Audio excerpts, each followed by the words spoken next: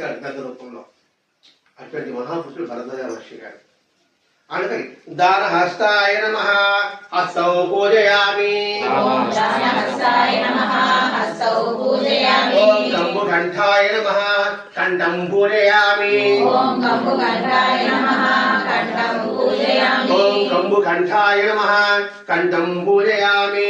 ఓం కంబుకంఠాయ నమః కంఠం పూజయామి. మన కంఠంతో ఎంత మందికి ప్రవచనాల ద్వారా మాస్టర్ గారు అందించారు చూడండి. ఆ కంఠంలో ఒక మాట రావాలంటే బొడ్డు నుంచి గాలి ఎంత ప్రెజర్ ఉండాలి. ఆ ప్రెజర్ వెళ్ళి మెదడుకు తాగి నాలికకి దిగి ఆ నాలికలో తిరగాలి, పదే తిరగాలి. అటువంటి కంఠం ఆయనది. అందుకని కంబు కంఠాయ నమః కంఠం పూజయామి.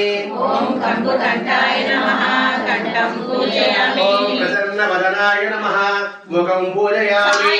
ఓం ప్రసన్న వదనాయ నమః ఓం సాయి